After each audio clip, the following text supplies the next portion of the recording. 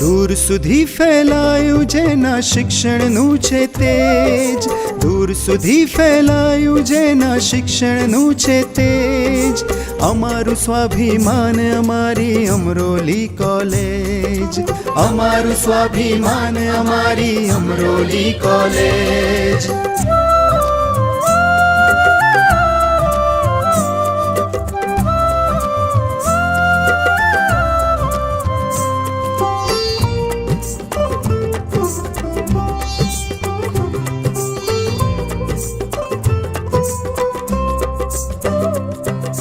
તાપી તટ પર ઊભું છે આ શિક્ષણનું ઉપવન, એકવાર આવો તો મહેકે આખું આજીવન.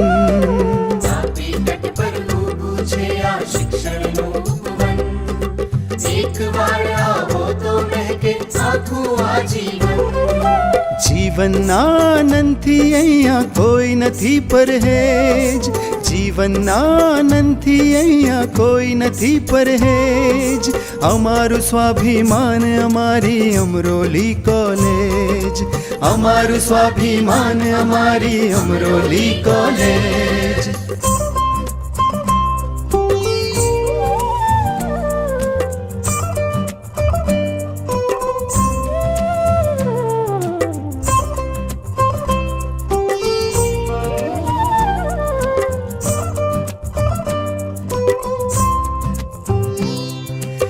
एक तरफ कुरुक्षेत्र ने कर्णभूमि एक बाजू, બંને વચ્ચે જ્ઞાનનું ફૂલ ખીલે છે તાજુ. એક તરફ કુરુક્ષેત્ર ને કર્ણભૂમિ એક બાજુ, બંને વચ્ચે જ્ઞાનનું ફૂલ ખીલે છે તાજુ. સૌને હૈયે સ્થાન છે એનું હંમેશા રહેશે જ, સૌને હૈયે સ્થાન છે એનું હંમેશા રહેશે જ, અમારું સ્વાભિમાન અમારી અમરોલી કોલેજ, અમારું સ્વાભિમાન અમારી અમરોલી કોલેજ.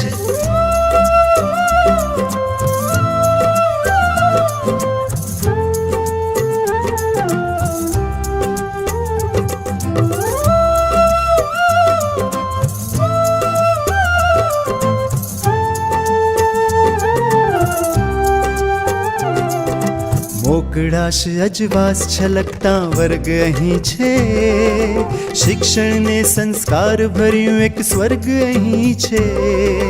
મોકળાશ અજવાસ છલકતા વર્ગ અહીં છે, શિક્ષણને સંસ્કાર ભર્યું એક સ્વર્ગ અહીં છે. શિસ્ત અને સમજણની જોડી અહીં વર્ષોથી છે જ, શિસ્ત અને સમજણની જોડી અહીં વર્ષોથી છે જ, અમારું સ્વાભિમાન અમારી અમરોલી કોલેજ, અમારું સ્વાભિમાન અમારી અમરોલી કોલેજ.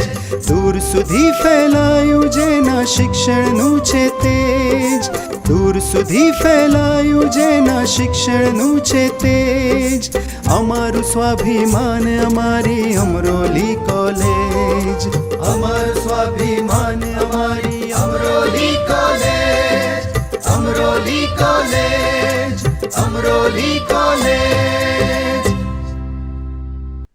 કોલેજના દીર્ઘ દ્રષ્ટિવાળા આચાર્ય અમારા પરમ સ્નેહી એવા કિશોરસિંહ ચાવડા સાહેબ આ સમગ્ર કાર્યક્રમમાં જે સહયોગ આપી રહ્યા છે એ સમગ્ર કોલેજની ટીમ અને કોલેજ બહારની પણ ટીમ, ટ્રસ્ટીઓ અને વિશેષ તો હું ખાસ મારા પરમ પૂજ્ય એવા કાંતિ કાકાને પણ યાદ કરું. આજે ભલે એ નથી પણ મારા માટે એમને ખૂબ સ્નેહ હતો અને આજે આ વેબિનાર માટે આવેલા આપ સૌ ચાવડા સાહેબને અભિનંદન કે આ 20મો વેબિનાર છે. મેં જો કે 25 વેબિનારમાં ભાગ લીધો, જેમ કલ્પેશભાઈએ કહ્યું એમ ચાવડા સાહેબે થોડા દિવસ તો મારી ઊંઘ ઉડાડી દીધી એવું કહું તો ચાલે, કારણ કે એમણે કહ્યું કે સાહેબ નવી શિક્ષણ નીતિ વિશે વાત કરવાની છે. હવે કોમ્પ્યુટર પર વાંચવાનું એટલું બધું હું આગ્રહી નથી, એટલે મારા એક વિદ્યાર્થી મિત્રને કહ્યું કે બેન આ જોઈએ છે. એટલે એ મારી ડોક્ટર વૈશાલી ડભોઈ કોલેજથી મને સ્પાઇરલ કરીને આપી ગઈ. પછી વાંચ્યું, કારણ કે અક્ષરો એ નાના હોય અને 2 દિવસ ડાબી આંખે કઈ ઇન્ફેક્શન થઈ ગયું, એકદમ લાલ થઈ ગઈ, અને એટલે 2 દિવસ પાછો વિરામ આપ્યો. પણ ખૂબ મોટું કામ થયું. એટલા માટે ચાવડા સાહેબને અભિનંદન. કારણ કે વાંચું તો છું જ, કારણ કે જયારે નીતિનો ડ્રાફ્ટ આવ્યો ત્યારે લગભગ 477 પાના, એ પણ કોઈ લેક્ચર આપવા કે એવું તો શરત મૂકી કે ભાઈ તમારે ઝેરોક્સ આપી દો, અને સો કાઇન્ડ ઓફ યુ કે એમણે મને એ ઝેરોક્સ આપી. એ પણ ખૂબ વાંચ્યું, એમાંથી પણ પીપીટી બનાવ્યા, લેક્ચરો આપ્યા. હવે આ 477 પાનાને ફરીથી અહીંયા 60 પાનામાં મૂકી દીધું. એ માટે એની સમગ્ર ટીમને અને એના નેતા કસ્તુરીરંગનને પણ આપણે અભિનંદન આપીએ. પહેલી એવી નીતિ છે કે જેમાં આપણે આપણી મર્યાદાઓનો સ્વીકાર કર્યો હોય, બાકી કોઈ સ્વીકાર ન કરે. કોઈ પણ દેશ કે કોઈ પણ નીતિમત્તા પોતાનો આવો સ્વીકાર ન કરે. પણ અહીંયા જ્યાં જ્યાં આપણી મર્યાદાઓ છે, અને ખાસ કરીને મેનેજમેન્ટની ભાષામાં જેને સ્વોટ એનાલિસિસ કહીએ, એ સ્વોટ એનાલિસિસ પણ અહીંયા કર્યું છે. હજી પાર્લામેન્ટમાંથી પસાર થવાની બાકી છે, એ પહેલા જ આવી ગઈ એટલે મને જરા નવાઈ પણ લાગી. પણ છતાંય હવે હિન્દીમાં પણ આવી ગઈ, ગુજરાતીમાં પણ આવી ગઈ. ક્યાંક 51 પાન આવે છે, ક્યાંક 66 પાન આવે છે, ક્યાંક 108 પાન આવે છે. હું જે લઈને બેઠો છું માત્ર 60 પાનનું છે. હવે એમાં કન્ટેન્ટ તમે જુઓ તો ઇન્ટ્રોડક્શનમાં 3 પેજ આપ્યા છે. એની 5-7 મિનિટ આપણે વાતો કરીશું. સ્કૂલ એજ્યુકેશન પર લગભગ 8 જેટલા પ્રકરણો કહીએ કે 8 જેટલા કેપ્શન કહીએ, એ 6 થી 30 પાન સુધી એ વાત કરી છે. અને હાયર એજ્યુકેશન પર 30 થી 49 પાનામાં હાયર એજ્યુકેશનના લગભગ 9 થી માંડીને 20 મુદ્દાઓ વાત કરી છે. અધર કી એરિયાઝ ઓફ ફોકસ કહીએ એમાં એડલ્ટ એજ્યુકેશનને લીધું છે, અને આપણી જે ઇન્ડિયન ભાષાઓ છે, એ પ્રમોશન ઓફ ઇન્ડિયન લેંગ્વેજીસ, અને આપણું જે આર્ટ અને કલ્ચર છે એ વિશે વાત કરી છે, અને ટેકનોલોજીના ઇન્ટિગ્રેશન વિશે વાત કરી, અને છેલ્લે મેકિંગ ઇટ હેપન, અને કઈ રીતે કાર્યાન્વિત કરી શકાય એ માટે પણ એમણે 56, 57, 58, 60 પાના પર વાતો કરી છે. તો આવું સેમિનારનું તમે આયોજન કર્યું. લોકો વધારે ને વધારે વાંચે અને ચર્ચા કરે, એ જ અગત્યનું છે. હું તો એટલો મોટો માણસ નથી, પણ છતાંય આને હજી પણ 30 પાનામાં આપી દેવાની વાત આવી હોત તો મને વધારે આનંદ થાય. વાંચવામાં પણ સરળતા રહે, અને ઘણી બધી બાબતો ડ્રાફ્ટમાં પણ આવી ગઈ છે. 30 જ પાનામાં શું કરવાનું છે અને કેવી રીતે, તો આઈ થિંક આખું કામ વધારે સરળ થઈ જાય. પણ ઠીક છે, હજી પણ નીતિના ઘડવૈયાઓને વિશ્વાસ છે. એમણે કહ્યું છે કે education is fundamental for full human potential. જો આપણે ક્ષમતાઓ કેળવી હોય તો એના માટે શિક્ષણ સિવાય બીજું કોઈ ન હોઈ શકે. અને એમને યુવાનો માટે ખૂબ વજન આપ્યું છે કે India will have the highest youth population in the world. આપણે ત્યાં લગભગ 14 થી 54 વર્ષમાં મોટા ભાગના માણસો આવી જાય છે. દુનિયાના ઘણા દેશો એવા છે કે જ્યાં વૃદ્ધો વધારે છે, અહીંયા યુવાનો વધારે છે. એટલે યુવાનો પર પણ ખૂબ ભાર મૂકવામાં આવ્યો છે, અને કહ્યું છે કે they will shape the future of our country. જો એ ભણી ગણીને બધા પ્રદેશ ના જતા રહે, થોડા જાય એનો વાંધો નથી, પણ અહીંયા રહે 75%, અને એમનું ભાવિ અહીંયા જ ઘડે, તો આ દેશનું ભાવિ વધારે સારી રીતે ઘડી શકાશે. કારણ કે બીજા દેશની ઇકોનોમીમાં પણ તમે જોયું, એમાં આપણે ત્યાંના ઘણા લોકો છે. મારા MS યુનિવર્સિટીના 350 જેટલા ડોક્ટરો અમેરિકામાં છે, એટલે અમેરિકા એનાથી ચાલે છે. બીજા પણ હશે ઘણા બધા, પણ આ એક વાત છે.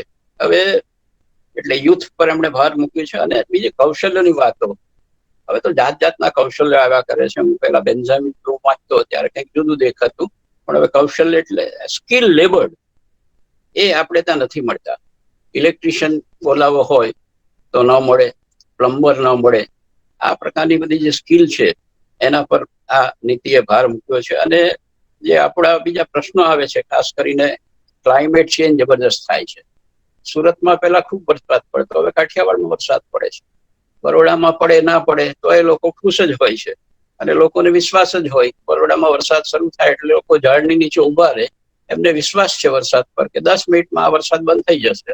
વરસાદ પણ એમને સપોર્ટ કરે. તો આ ક્લાઇમેટ ચેન્જ છે. બીજું જે નેચરલ રિસોર્સિસ છે, આપણા સંસાધનો છે, એનો વધારે પડતો ઉપયોગ થાય છે, વીજળીનો ઉપયોગ થાય છે, પાણીનો પણ વધારે પડતો ઉપયોગ થાય છે, જમીનનો પણ વધારે પડતો ઉપયોગ થાય છે. તો આ બધાને પણ આપણે ધ્યાનમાં રાખીને થોડીક આપણી નીતિમાં ચેન્જ કરવો પડશે કે એની અવેરનેસ આવે. એ જે આપણે વર્લ્ડ દુનિયાની એનર્જી છે, શક્તિ છે, વોટર છે, સેનિટેશન નીડ છે, એ બધાને પર ધ્યાન રાખવાનું છે. એટલે તો જ આપણે એક વિકસિત દેશમાં જઈ શકીએ. 3 લાર્જેસ્ટ ઇકોનોમીમાં આપણે જવાની જે વાત છે, તો એ રીતે આપણે જઈ શકીએ. બીજી જે કૌશલ્યની વાત કરી એમાં 2-3 બાબતો રિપીટ થાય છે આખા ડ્રાફ્ટની અંદર, એટલે એ ધ્યાન રાખજો. ક્રિટિકલ થિંકિંગ, ક્રિએટિવ થિંકિંગ, આના પર ખૂબ ભાર મૂકવામાં આવ્યો છે. ચાલે છે આ વાત, છેલ્લા 10-15 વર્ષથી હું પણ સાંભળું છું. પણ ક્રિટિકલ થિંકિંગ અને ક્રિએટિવ થિંકિંગ આપણા વર્ગખંડોમાં આના માટેનો ચાન્સ નથી રહેતો, તક નથી રહેતી. આજે પણ નથી રહેવાની, કારણ કે હું કલાક બોલીશ અને તમે સાંભળશો. પણ આવી રીતે કંઈક એવો સેમિનાર કરીએ આપણે કે આખો દિવસ રહીએ, જુદા જુદા વક્તાઓ આવીએ, જુદા જુદા કેપ્શન પર આના પર આપણે વાર્તાલાપ કરીએ અને ચર્ચા થાય, એ અગત્યની છે. એને માટે આપણે રાહ જોઈએ કોરોના જાય અને પછી સાથે બેસીને આપણે કરીએ તો એમાં જરા વધારે આનંદ આવશે. તો એટલે critical thinking, creative thinking, problem solve, આ બધું અગત્યનું છે.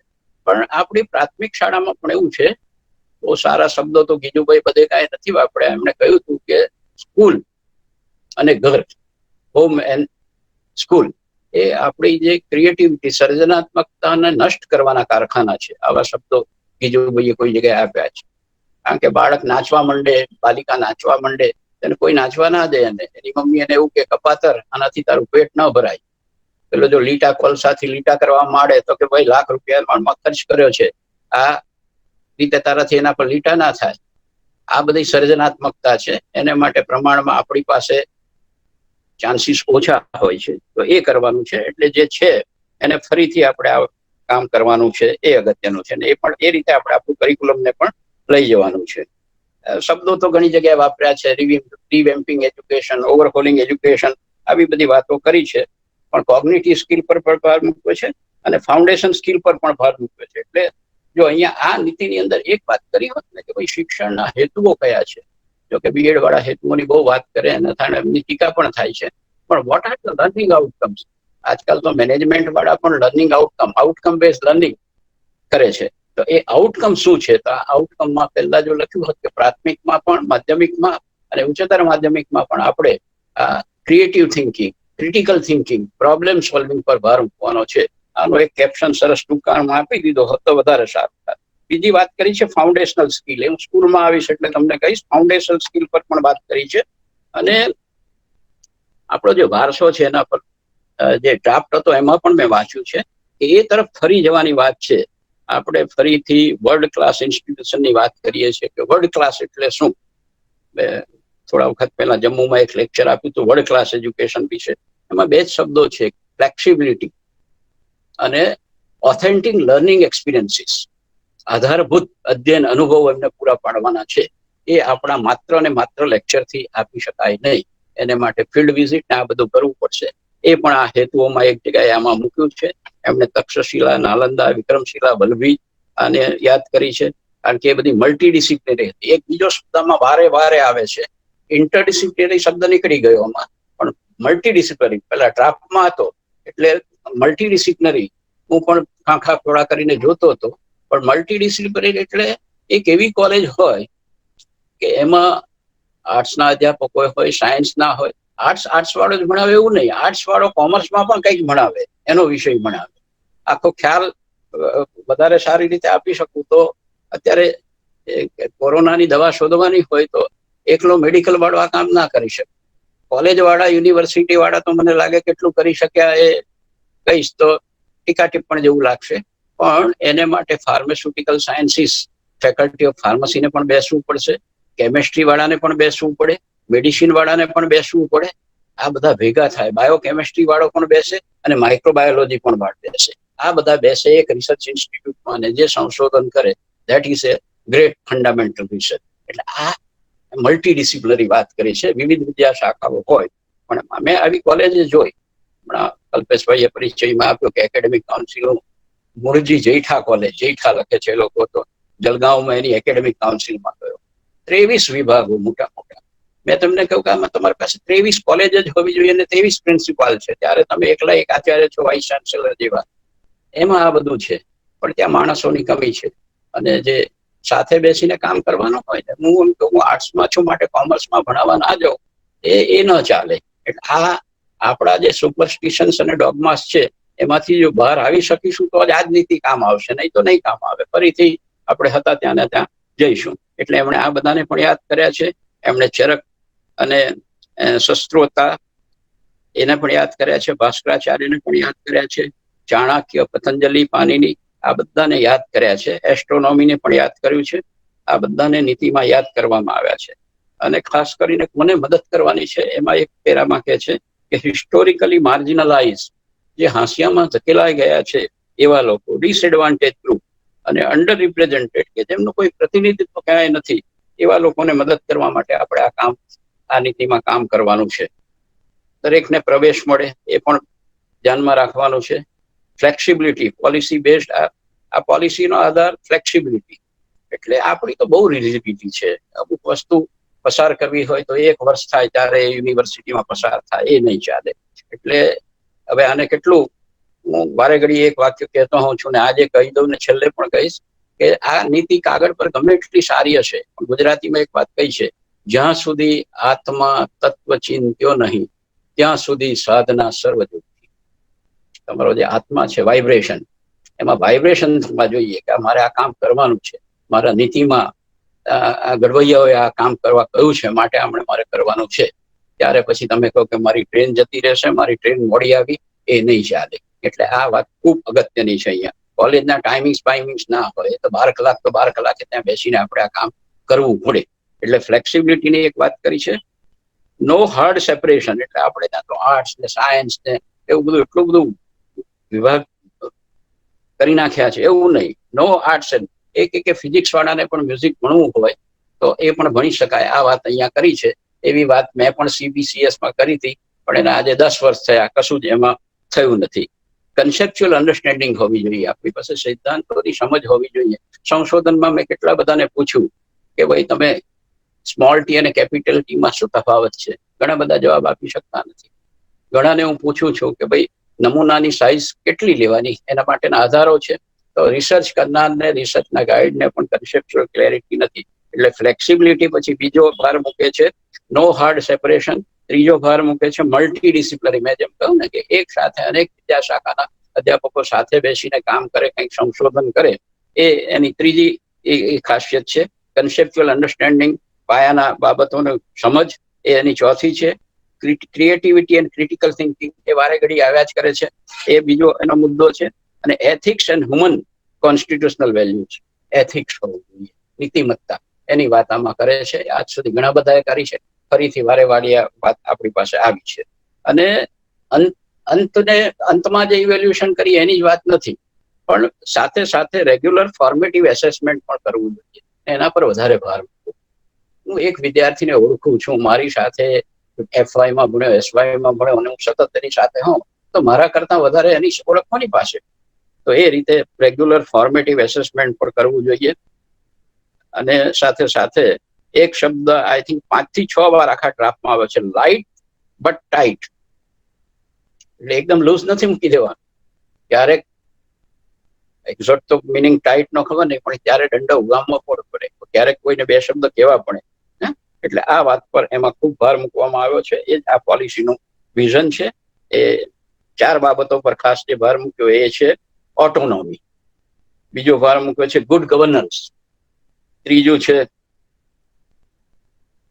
એક્સપેરિમેન્ટ, અને ચોથું છે આઉટસ્ટેન્ડિંગ રિસર્ચ. રિસર્ચ પર પણ આ પોલિસીએ ખૂબ ભાર મૂક્યો છે. હવે સ્કૂલ એજ્યુકેશનની વાત કરીએ. આ પ્રિએમ્બલ થયું કે આ હેતુ, એટલે દરેક જણે પહેલા સ્પષ્ટ થઈ જવું જોઈએ કે આમાં મારે શું કરવાનું છે, મારી શું ભૂમિકા છે. વિદ્યાર્થીઓમાં કન્સેપ્ચ્યુઅલ અન્ડરસ્ટેન્ડિંગ આવે, ક્રિટિકલ થિંકિંગ આવે, ક્રિએટિવ થિંકિંગ આવે, એ આપણી આ લર્નિંગ આઉટકમ છે. એ લર્નિંગ આઉટકમને હજી પણ વધારે સ્પેસિફિક રીતે આ પોલિસીમાં મૂકવાની જરૂર હતી કે ભાઈ પ્રાથમિકમાં અમે આ અપેક્ષા રાખીએ છીએ, સેકન્ડરીમાં આ અપેક્ષા રાખીએ છીએ, ઉચ્ચ શિક્ષણમાં આ અપેક્ષા રાખીએ છીએ. હવે સ્કૂલની વાત કરીએ ત્યારે એક બાબત બહુ શબ્દ વારે ઘડી આવે છે, early childhood and care education, જેને અંગ્રેજીમાં ECCE ટૂંકમાં કે છે, અર્લી ચાઇલ્ડહુડ અને કેર એજ્યુકેશન. આના પર ખૂબ ભાર મૂકવામાં આવ્યો છે. અને એવું કહેવાય છે કે 85% જેટલી આપણી જે મગજનો વિકાસ થાય છે એ 6 વર્ષ સુધીમાં થાય છે. એટલે આ જો પાયાનું સત્ય, એટલે ખરેખર આ સ્વીકાર્યું છે, એ બહુ સારી વાત છે કે 85% વિકાસ 6 વર્ષમાં થાય મગજનો. તો એને બંને પ્રકારનું પોષણ યોગ્ય રીતે મળવું જોઈએ. એને એડ્યુકેશનલ ઇનપુટ પણ એવા મળવા જોઈએ અને એ નરિશમેન્ટ પણ એને એવું થવું જોઈએ, અને પોષણક્ષમ ખોરાક પણ મળવો જોઈએ. એના પર ખૂબ વાત કરી છે. અને એમાં કહ્યું છે કે universal provisioning of quality early childhood development and education must be achieve by 2030. આ કામ કરવાનું છે, અર્લી ચાઇલ્ડહુડ કેર એજ્યુકેશન. આવા તો દર વર્ષે આપણે ટાર્ગેટ બનતા જાય છે, પણ હજી 2030 ની વાત આવી છે, 10 વર્ષ વાત છે, એ કામ કરવાનું છે. એટલે એમાં પણ flexible, multifacet, multi level, play base, activity base અને ડિસ્કવરી બેઝ લર્નિંગ. એટલે પ્રાથમિકમાં જે અહીંયા આગળ હું તમને વાત કરીશ ત્યારે કે આ જ વાત પર ભાર મૂકવામાં આવ્યો છે. ક્રિએટિવિટી કાંઈ નથી. એટલા બધા પુસ્તકો હોય છે. હું મારા ગ્રાન્ડસનનો બીજા ધોરણનો 6 થી 7 પુસ્તકો, એ પુસ્તકોના અમુક શબ્દો તો મને પણ વાંચતા મુશ્કેલી પડે. હવે આ ભારમાંથી એને કેવી રીતે, એટલે ભારની પણ વાત કરી છે ક્યાંક થોડું.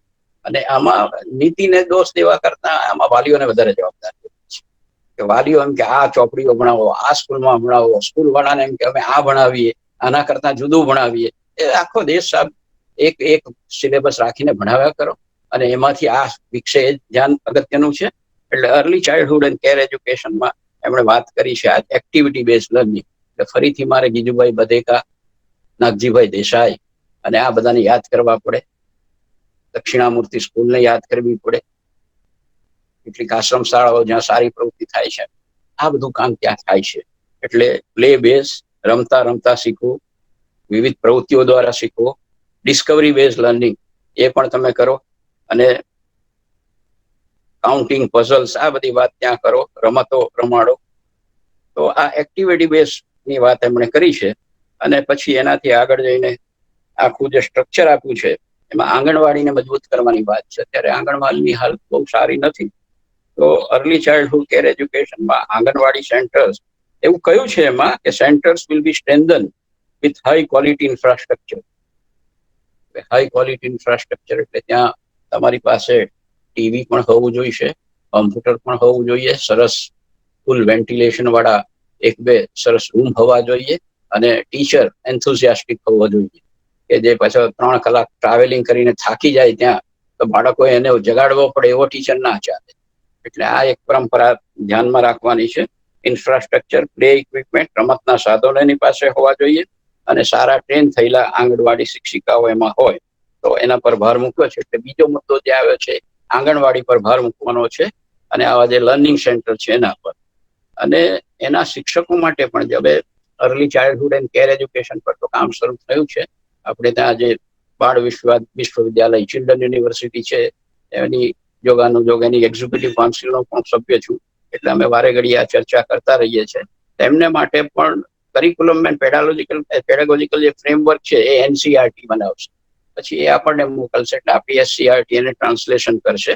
સો એમાં આંગણવાડી ટીચર્સ માટે પણ જો એ 10+2 માં પાસ થયા હોય તો એને 6 મહિનાનો એક કોર્સ આપવાનો, સર્ટિફિકેટ કોર્સ. કારણ કે અત્યારે એવા કાર્યકર મળતા નથી. મૂળ વાત એનો પગારનો પ્રશ્ન છે. ઇન્ફ્રાસ્ટ્રક્ચર થશે, પણ મેં ફરીથી કહ્યું કે આત્મા તત્વ ચિંત્યો નહીં, બધી વાર્તા જૂઠી થશે.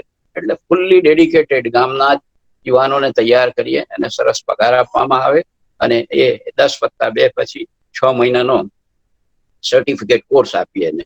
અને જો એનાથી નીચું ક્વોલિફિકેશન હોય, માત્ર 10, તેને 1 વર્ષનો ડિપ્લોમા પ્રોગ્રામ પણ એને આપવાનો હોય.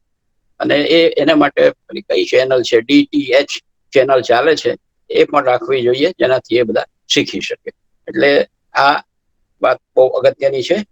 અને એમાં ખાસ કરીને મિનિસ્ટ્રી, હવે આપણે ત્યાં આ એક બહુ તકલીફની વાત છે કે એક શિક્ષણ એ એક મિનિસ્ટ્રીની અંદર ના હોય. દાખલા તરીકે અહીંયા આ તમે અર્લી ચાઇલ્ડહુડ એન્ડ કેર એજ્યુકેશનની વાત કરશો તો એમાં મિનિસ્ટ્રી ઓફ HRD, જેનું નામ હવે બદલાયું છે, વુમેન એન્ડ ચાઇલ્ડ ડેવલપમેન્ટની મિનિસ્ટ્રી, અને હેલ્થ એન્ડ ફેમિલી, બધા ભેગા થઈને આવવું પડે. તો આ 3 મિનિસ્ટ્રી, એટલે ઘણીવાર આશ્રમ શાળા શરૂ કરવી હોય તો ક્યાંક બીજે જવાનું, એનું ફૂડ આવતું હોય બીજેથી આવે. એટલે આના માટેનું કોઈ એક મંડળ કે એક મિનિસ્ટ્રી હોય એ વધારે સારું. હવે આગળ જઈએ કે ફાઉન્ડેશન લિટરસી અને ન્યુમરેસી, એના પર ખૂબ ભાર મૂકવામાં આવ્યો છે. અને એટલે એબિલિટી ટુ રીડ રાઇટ, ક્યાંક કહેવાયું છે કે ભાઈ 5મા ધોરણમાં ભણતો વિદ્યાર્થી બીજાનું પુસ્તક નથી વાંચી શકતો. તો આવું ન થાય એના માટે અત્યારે તો આપણે એવું કહેવાય છે કે the large proportion of student currently is elementary school estimated to be 5 crores, એને 10 કરોડ ના થાય એ ધ્યાન રાખવાનું છે કે જેને લખતા આવડે, વાંચતા આવડે, આ બધી બાબતો પર ખૂબ ભાર મૂકવામાં આવે છે. અને નામ આપ્યું છે ફાઉન્ડેશનલ લિટરસી અને ન્યુમરેસી, લખતા વાંચતા આવડે. બરાબર. અને બીજી એક વાત કહી કે teachers vacancies will be field as soon as possible. શિક્ષકોની જગ્યા ભરાશે, ક્યાંય ભરાતી નથી સાહેબ. એટલે આ પોલિસી જયારે નિષ્ફળ જશે ને ત્યારે આ વાક્ય ફરીથી તમે યાદ કરજો. શિક્ષકની ભરતી કરવી હોય તો એ થતી નથી. એને માટે પાછળ ભરતી મંડળની પણ એક વાત કરી છે, હવે એના બહુ ટીકામાં હું ઉતરતો નથી, પણ this is very serious issue. અને બીજું સંખ્યા કેટલી વર્ગમાં, તો એ તો કે છે કે જો ટીચર પીપલ રેશિયો 30 વિદ્યાર્થીઓ એક શિક્ષક હોવો જોઈએ. અને એનાથી આગળ જઈને કહે છે કે if socio economically disadvantage area હોય ત્યાં એ 25:1 હોય છે. આમ જોવા જઈએ તો મોટે ભાગના ગ્રામ્ય વિસ્તારોમાં, ગ્રામ્ય કોને કેવું તો અઘરું છે, કારણ કે આપણે તો શહેરવાળા તો ગામડાને ખાઈ ગયા છે, ગામડા અંદર ઘૂસતા ગયા. અમારે ત્યાં 7 ગામડાઓને અંદર ફરીથી લઈ લીધા, એટલે ગામડાને ગામડા રહેવા નથી દીધા. તો ત્યાં 25:1 હોવું જોઈએ. અને એના પર આ વાત પર વધારે ભાર મૂકવું જોઈએ, રીડિંગ, રાઇટિંગ અને એરિથમેટિકની. એ વાત બરાબર છે. આગળ જેમ કહ્યું એટલે early childhood and care education પર આ નીતિ વધારે ભાર મૂકે છે. એને શિક્ષણનું પણ નરિશમેન્ટ કરો અને એને પૂરતું ખાવા મળે એવું પણ કરો.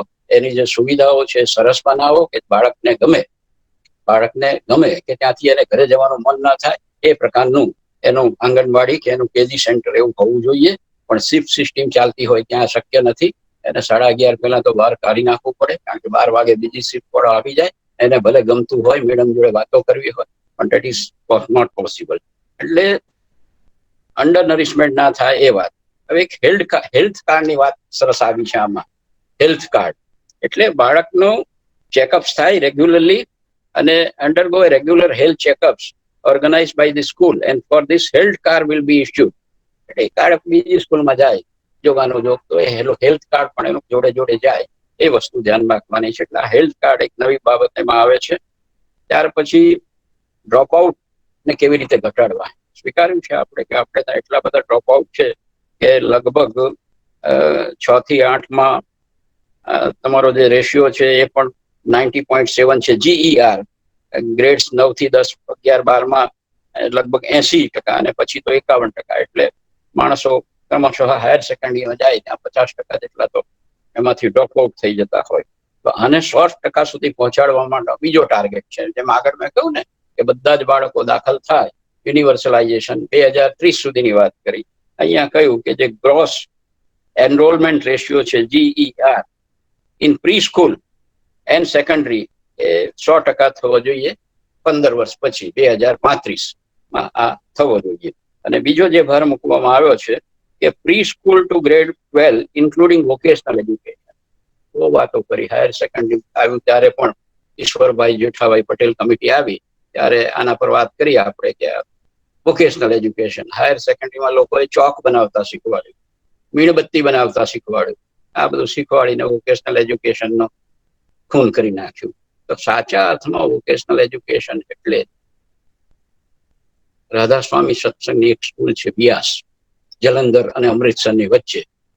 મેં સ્કૂલ જોઈ અને મારી જ વિદ્યાર્થીનીને એના હસબન્ડ જે પણ મારા પ્રિય મિત્ર હતા, તો સાહેબ 3જા ધોરણથી તો એમને કાર્પેન્ટ્રી શરૂ કરવામાં આવે છે, સુથારી કામ ત્યાંથી શરૂ કરવામાં આવે છે. તો આપણે આને બિલો ડિગ્નિટી ના ગણીએ, કે દરેક નાની નાની બાબતમાં કારીગર ક્યાં શોધવા જશો? એના કરતા તમે તમારી રીતે આ બધું શીખો. તો આ વોકેશનલ એજ્યુકેશનની વાત છે. ચોક ને મીણબત્તી બનાવીને છોડી દેવાની વાત નથી. બનાવજો, ચોક બનાવજો, મીણબત્તી બનાવજો, ગ્રીટિંગ કાર્ડ બનાવજો, દિવાળીના કાર્ડ બનાવજો, એની સામે વાંધો નથી.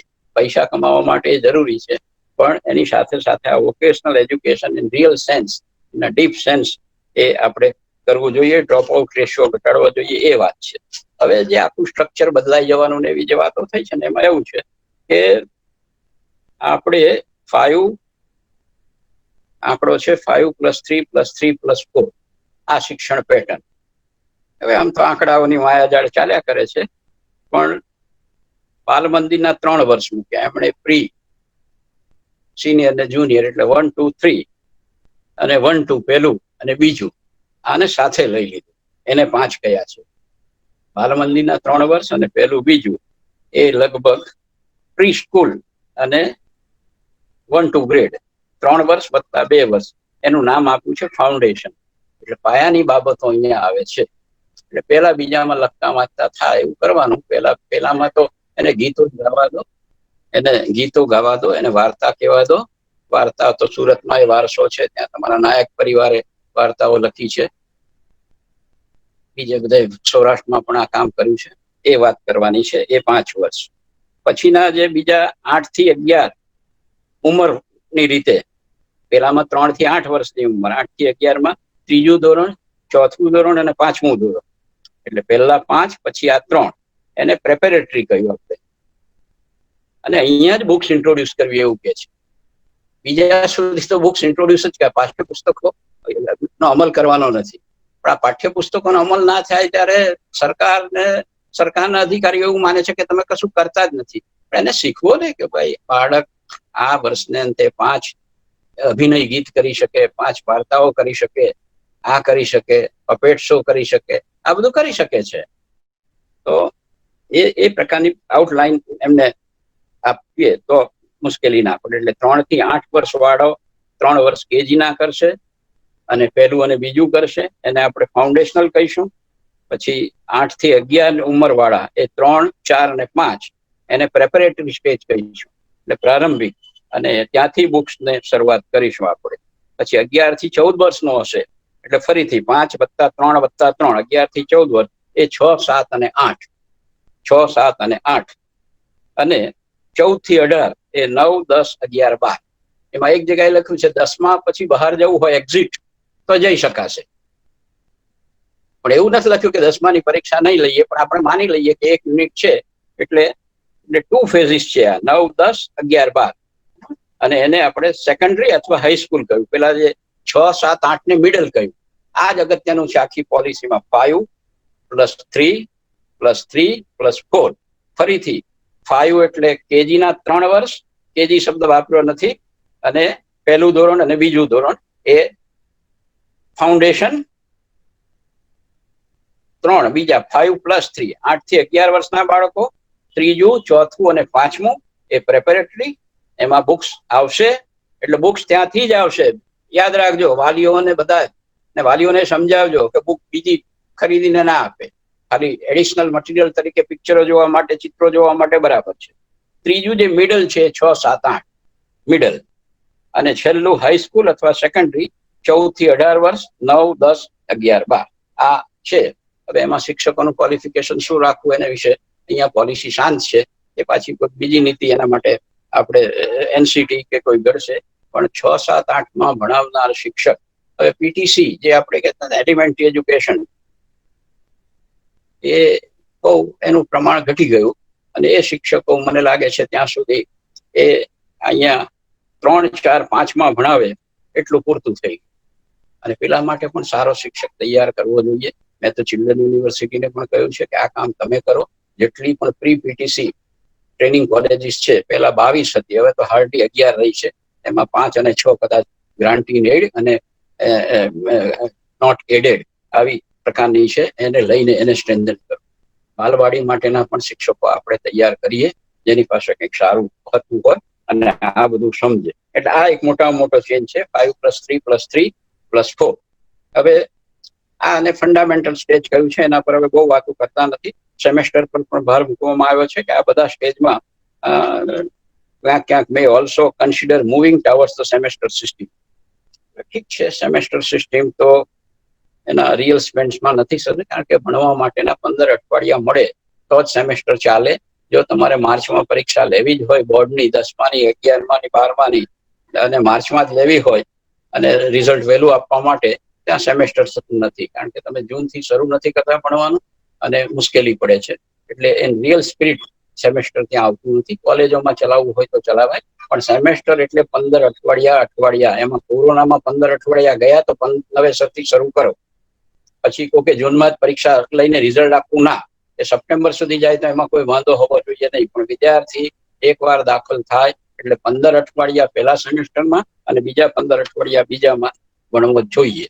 ગોખણપટ્ટી પર એમણે કહ્યું છે કે લર્નિંગ હાઉ ટુ લર્ન પર ભાર મૂકો, પણ રોટ લર્નિંગ નહીં. એટલે ગોખણપટ્ટી ને વાત કરી નાખો. આ એક અગત્યની બાબત એમાં કહી છે. આર્ટ વોકેશનલ ક્રાફ્ટની વાત તો આપણે થઈ ગઈ છે. 3 ભાષાની વાત કરી છે, 3 લેંગ્વેજ ફોર્મ્યુલા, જેનો વિરોધ પણ શરૂ થઈ ગયો. અને માતૃભાષામાં શિક્ષણ આપવાનું એ પણ વાત કરી છે કે વેરેવર પોસિબલ. પણ આવો એક શબ્દ મૂકીને આપણને કન્ફ્યુઝ કર્યા છે કે it is well understood that young children learn and grasp non-trivial concepts more quickly in the home language, mother tongue. Wherever possible, the medium of instruction until at least grade 5 will be mother tongue. 5મા ધોરણ સુધી ભણાવો mother ટંગમાં. અને છે, નથી ભણાવતા એવું નથી. સુરતમાં પણ મને ખ્યાલ છે કે 9 ભાષામાં મ્યુનિસિપલની સ્કૂલ ચાલે છે. અમદાવાદની એક સ્કૂલમાં હું બેઠો હતો, વોર્ડ નંબર 11માં, ત્યારે મેં જોયું તો 11 ભાષાઓમાં સ્કૂલો ચાલે છે. એટલે આપણે આ બધી સ્કૂલોને હવે સ્ટ્રેન્થન કરવી પડશે. મ્યુનિસિપાલિટીએ જાગવું પડશે, જિલ્લા પંચાયતે જાગવું પડશે, એમને વધારે પૈસા ખર્ચવા પડશે અને હાઈટેક સ્કૂલ બનાવવી પડશે, જેમ દિલ્હીમાં થોડી સ્કૂલો બની છે એ રીતે. એટલે આ એક વાત ધ્યાનમાં રાખવી પડશે. અને ગ્રેજ્યુઅલી બીજી લેંગ્વેજ શીખવાડશો, કોઈ વાંધો નથી. પોલિસી પણ એવું કહે છે કે જેમ જેમ આગળ જાય તેમ એને English, foreign language such as Korean, Chinese, Japanese, થાઈ, ફ્રેન્ચ, જર્મન, સ્પેનિશ, રશિયન, એ પણ તમે સેકન્ડરી લેવલ પર ઇન્ટ્રોડ્યુસ કરતા જાઓ. પણ એના શિક્ષકો ક્યાંથી લાવવા એ એક બીજો પ્રશ્ન છે. પણ ભાષાને શું વળગે ભૂલ, ગમે ત્યાં તમે 3 મહિનામાં કોઈ પણ ભાષા સારી રીતે શીખી શકો છો, કોઈ મુશ્કેલી પડતી નથી. અંગ્રેજી પણ અંગ્રેજી કોચિંગ ક્લાસીસ વાળા 3 મહિનામાં બોલતા કરી દે છે, એટલે બીજી કોઈ મુશ્કેલી નથી.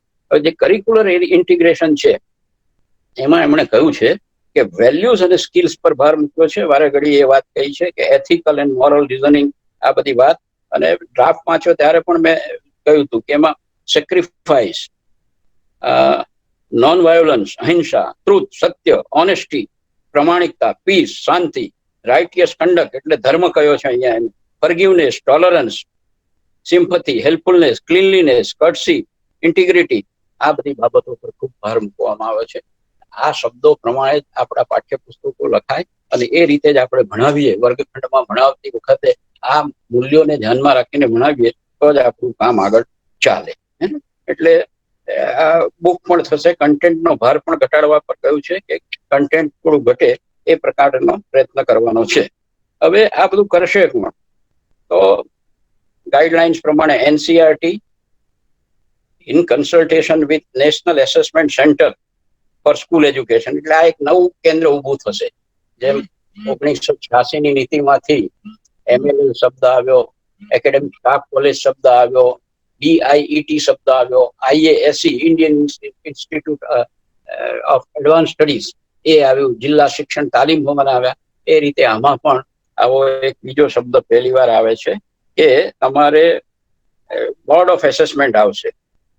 બોર્ડ ઓફ એસેસમેન્ટ, તમારું મૂલ્યાંકન કોણ કરશે? તો there will be a such as board of assessment. બીજું આવશે national assessment centre for school education. અને એના પછી હવે કદાચ આપણી પાસે થોડા વખતમાં એનસીએફ 2020 પણ આવી જવું જોઈએ, નેશનલ કરિક્યુલમ ફ્રેમવર્ક 2020, એમાં આ વાત આવશે. અને ટ્રેક સ્ટુડન્ટ્સ પ્રોગ્રેસ, એ અગાઉ વાત કરી, જેમ હેલ્થ કાર્ડની વાત કરી એવી રીતે સ્ટુડન્ટનો જે પ્રોગ્રેસ છે એ પણ લખતા જાઓ, રાખી મૂકો અને જ્યાં જાય ત્યાં એને આપી દેવો જોઈએ. ત્યાર પછી નેશનલ ટેસ્ટિંગ એજન્સી, કદાચ પેલી નીતિમાં પણ વાત કરી હતી કોઈ બીજા રૂપે, પણ the principal of universe entrance exam will be similar. જ્યારે પરીક્ષા લેવાની થાય ત્યારે એક કોલેજ કે એક યુનિવર્સિટી લે એના કરતા સમગ્ર રીતે પરીક્ષા લેવામાં આવે, એને માટે નેશનલ ટેસ્ટિંગ એજન્સી એનટીએ એના પર ભાર મૂકવામાં આવ્યો છે. બીએડ પ્રોગ્રામ વિશે પણ કહ્યું છે કે સ્પેશિયલાઇઝેશન સાથે 4 વર્ષનો થઈ જશે. એના વિશે બહુ લાંબી વાત કરવી નથી, પણ કારણ કે મેં 4 વર્ષનું એ જોયું છે અને 2 વર્ષનું જોયું છે, 1 વર્ષનું પણ જોયું છે, અને 2 ને 10 મારે જલંધરમાં એના પર જ વાર્તાલાપ કરવાનો છે કે 2 વર્ષનું અને 4 વર્ષમાં શું ફેર છે એના પર વાત કરવાની છે. બરાબર, 2 ને 10. ટીચર એલિજિબિલિટીની વાત કરી છે, એ ચાલુ જ રહેશે. ટીચર એલિજિબિલિટી ટેસ્ટ છે એ સારું છે, એને જરા વધારે સ્ટ્રેન્થન કરવાની વાત થાય છે. ત્યાર પછી ટીચર્સ માટેની વાત છે કન્ટિન્યુઅસ પ્રોફેશનલ ડેવલપમેન્ટ. મેં જોયું છે કે સીએ વાળા દર વર્ષે 120 કલાકની તાલીમ લેવી પડે એમને. 120 કલાક સીએ વાળા, કારણ કે મારો દીકરો સીએ છે એટલે મને ખબર છે. અહીંયા એ વાત કરી છે કે 50 hours ઓફ સીપીડી એટલે continuous professional development every year. દરેક શિક્ષકે કન્ટિન્યુઅસ પ્રોફેશનલ ડેવલપમેન્ટ સીપીડી 50 કલાકના એવરી યર એને આ કામ કરવાનું. એને માટે પછી તમે ઓપન સ્કૂલની ટ્રેનિંગ લો કે ઓનલાઈન ટ્રેનિંગ લો, એનો કોઈ વાંધો નથી, પણ 50 કલાક રીગરસ. અને એનું જે સર્ટિફિકેટ મળે એવું નહીં, માત્ર સર્ટિફિકેટ નહીં, એમાં ફરીથી જે સ્કૂલ કોમ્પ્લેક્સની ને એવી બધી વાતો કરી છે. જેમ અગાઉ બીઆરસી, સીઆરસી અને એ હતું, એવી રીતે એક બીજું કામ ઉમેરાય છે, BITE, block institute of teacher education. એ પણ અહીંયા ઉમેરાશે. National professional standard for teachers એ ડેવલપ થશે. National professional standard for teacher NPST આ તૈયાર થશે. અને પ્રોફેશનલ ડેવલપમેન્ટ માટે એનું જે સતત ભણતો રહે, શીખતો રહે, તો જ અગત્યની બાબત આવે. પછી સ્પેશિયલ એજ્યુકેશનની પણ વાત કરી છે. ડિસેબિલિટી વાળા છે, દિવ્યાંગ છે, એને માટેની પણ વાત એમાં કરી છે. અને બીએડમાં એવું નથી કહ્યું કે 4 વર્ષનું જ રહેશે, પણ by 2030 minimum degree qualification for teaching will be 4 years integrated BEd degree. અને સાથે સાથે the 2-year BEd programme will also be offered. કારણ કે કોઈ બીએડ 12માં પછી જ બીએડમાં કોઈને ના જવું હોય, ઘણી બધી ઓપોર્ચ્યુનિટીઝ છે, મારે આમાં શું કામ જવું, પણ પછી કઈ ના થયું ને મને બીએસસી પછી જવાનું મન થયું બીએડમાં, તો શું કરીશ? તો આ 2 વર્ષ વાળું પણ સાથે સાથે ચાલુ રહેશે. હવે એટલે ઘણા બધા શબ્દો મેં તમને કહ્યા કે નેશનલ, NCFTE આ બધા આવશે. એવા ગ્રુપ પણ બનશે. Socially and economically disadvantage group માટે શું કરવું એ પણ વાત આવશે. અને સ્પેશિયલ એજ્યુકેશન ઝોન બનશે. આ બધું સ્કૂલ એજ્યુકેશનમાં આપણે સારી રીતે થશે. એટલે મુખ્ય વાત તો જે પેલી 5+3+3+4ની ટેક્સ્ટબુક ક્યાંથી દાખલ કરવી, શિક્ષકોની 50 કલાકનું ઓરિએન્ટેશન કે જે પણ હોય પ્રોફેશનલ ડેવલપમેન્ટ માટેનું કામ કરવાનું, ક્રિટિકલ થિંકિંગ, પ્રોબ્લેમ સોલ્વિંગ, આ બધી બાબતો પર જબરદસ્ત ભાર મૂકવાનો. અને આ એ સ્કૂલ એજ્યુકેશનની વાત અહીંયા આપણે પૂરી કરીએ. પણ આ બાબત છે કે જેના પર તમારે ભાર મૂકવાનો છે. અને ડિપાર્ટમેન્ટ ઓફ સ્કૂલ એજ્યુકેશન કે એવું કોઈ સ્પેશિયલ બોડી પણ મળશે. ડાયરેક્ટર ઓફ સ્કૂલ એજ્યુકેશન પણ હશે. પણ અલ્ટિમેટલી NCERT થી આ બધું થઈને આપણી પાસે આવશે. અને આપણું સ્ટેટ કેવી રીતના કામ કરે છે એ વધારે અગત્યનું છે. એટલે આ સ્કૂલ એજ્યુકેશનની વાત કરી છે. એમાં આપણું 10મા પછીની પરીક્ષાનો ઉલ્લેખ નથી, પણ એક જ યુનિટ છે એટલે આપણે માની લઈએ કે હવે 12માં જ પરીક્ષા આપવાની થશે. હવે હાયર એજ્યુકેશનની વાત કરીએ તો એમાં પણ ઓબ્જેક્ટિવ્સ ઓફ હાયર એજ્યુકેશન શું છે? આપણે તો જ્ઞાન આધારિત society, knowledge society and economy બનવાનું છે. તો એને માટે multidisciplinary and highly skilled workforce જોઈશે. Higher education system must be at earliest be readjusted. કેવા શબ્દો વાપર્યા છે? જો readjusted, revamp and re-energize to meet this requirement. એટલા બધા ફેરફાર આપણે હાયર એજ્યુકેશનમાં કરવા પડશે. એટલે મલ્ટીડિસિપ્લિનરી પર જે વાત કરી છે ફરીથી, તો વોટ ઇઝ મલ્ટીડિસિપ્લિનરી? તો combining and involving several academic discipline or professional specialisation in to a topic or a problem, an approach to a topic or the problem. કોઈ પણ એક સમસ્યા, જેમ મેં કોરોનાની રસીની વાત કરી, કોઈ એકલો નહીં શોધી શકે.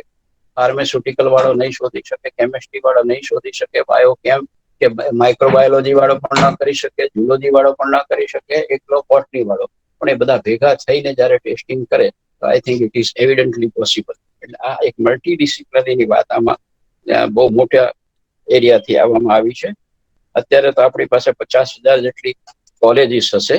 એ એવું કહે છે કે યુનિવર્સિટીઓ વધવી જોઈએ એવું કે છે. એમાં સંખ્યાની બાબત તરફ હું જઈશ, પણ અત્યારે કેટલી કોલેજો એવી હશે કે એક જ પ્રોગ્રામ ચાલતો હશે ને 100 વિદ્યાર્થીઓ હશે. બસ તમે માનો છો કે 1800 વિદ્યાર્થીઓની યુનિવર્સિટી હોય? મેં જોઈ છે યુજીસીની એક વિઝિટમાં દિલ્હીની એક યુનિવર્સિટી મેં જોઈ, એમની પાસે 1800 વિદ્યાર્થીઓ હતા, પણ ઇન્ફ્રાસ્ટ્રક્ચર તો જબરદસ્ત ઇન્ફ્રાસ્ટ્રક્ચર હતું. તો આમાંથી બહાર આવવું જોઈએ કે આને મલ્ટિપલ યુઝ કેવી રીતે કરવો. જે ક્લસ્ટર્ડ યુનિવર્સિટીની વાત થાય છે ને, એમાં ક્લસ્ટર્ડ કરતા એક જૂથમાં ઘણી બધી યુનિવર્સિટી હોય તો ઘણા બધા લાભો થાય. ગુજરાત સરકારે પ્રયત્ન કર્યો કે ચિલ્ડ્રન યુનિવર્સિટી, ટીચર્સ યુનિવર્સિટી, જે આઈઆઈટી છે, સેન્ટ્રલ યુનિવર્સિટી, સ્પોર્ટ્સ યુનિવર્સિટી, આ બધી ભેગી થઈને વડોદરા નજીક એક જગ્યાએ આવે તો ઘણા બધા રિસોર્સિસનો ઉપયોગ પણ થઈ શકે છે. તમે તમારું ઓડિટોરિયમ રોજ ઉપયોગ નથી કરતા, તમે તમારો સેમિનાર હોલ રોજ ઉપયોગ નથી કરતા, તો એ 4-5 યુનિવર્સિટીનું આખું એક ક્લસ્ટર હોય તે સારી રીતે ઇન્ફ્રાસ્ટ્રક્ચરનો ઉપયોગ કરી શકે. પણ પછી એમાં ઝઘડા થાય કે લાઇટ બિલ કોણ આપશે ને આ કોણ આપશે, પણ એના એ રસ્તા છે. પ્રોબ્લેમ સોલ્વિંગ એબિલિટી ત્યાં પણ આપણે કરવી પડે. એટલે આ વાત અહીંયા આવે છે કે 100 વિદ્યાર્થીઓ વાળી કોલેજ છે, એનું ઇન્ફ્રાસ્ટ્રક્ચર 6 કલાક પછી અમસ્તું જ પડ્યું રહે છે. અને બીજી મુશ્કેલી છે, આ સમિતિએ જેમ કહ્યું ને કે ભાઈ આ એને SWOT એનાલિસિસ કર્યું છે કે poor learning outcomes. Learning outcomes થી આપણા અધ્યાપકો પણ માહિતગાર નથી. મેં એકવાર લગભગ 2008 સુરત થી આવ્યા પછી, જ્યારે ડોક્ટર જયંતિબેન રવિ શિક્ષણના કમિશનર હતા, ત્યારે સીબીએસઈ પર પ્રોજેક્ટ હાથ ધર્યો.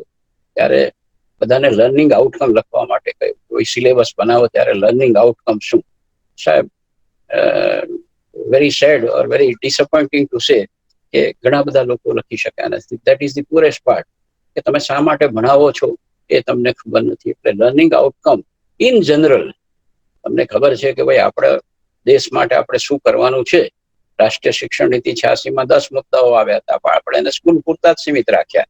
તો અહીંયા આપણે કબૂલ કર્યું છે કે poor learning outcomes and development of cognitive skill એ સારી રીતે થતી નથી. રિજિડ સેપરેશન ઓફ ડિસિપ્લિન, એટલું બધું રિજિડ છે કે સાયન્સ વાળાને સાયકોલોજી ભણવું હોય તો એ ના ભણી શકે. Lack of access of to higher education, ઘણા બધા જઈ શકતા નથી. ઓટોનોમી નથી ઇન્સ્ટિટ્યુશનમાં. એક કોર્સ બદલવો હોય તો 1 વર્ષ જાય, એને બોર્ડ ઓફ સ્ટડીમાં મૂકવું, બોર્ડ ઓફ સ્ટડીમાંથી એ ફેકલ્ટી બોર્ડમાં જાય, ફેકલ્ટી બોર્ડમાંથી એકેડેમિક કાઉન્સિલમાં જાય, અને એકેડેમિક કાઉન્સિલમાંથી એ સિન્ડિકેટ કે એક્ઝિક્યુટિવ કાઉન્સિલમાં જાય. ત્યારે પૂરો થાય ત્યાં સુધી તો દુનિયામાં બીજો કોર્સ આવી ગયો હોય, ત્યારે તમે ક્યારે જશો. એટલે અહીંયા કંઈક વિચારવું પડશે. આ બધી બોર્ડ ઓફ સ્ટડી ને બદલે બીજું શું કરવું. લેક ઓફ રિસર્ચની પણ વાત કરી છે. હાયર એજ્યુકેશનની જે મર્યાદાઓ છે ને, એટલે મેં કહ્યું કે આ સારી પોલિસી છે, મર્યાદાને પણ ધ્યાનમાં.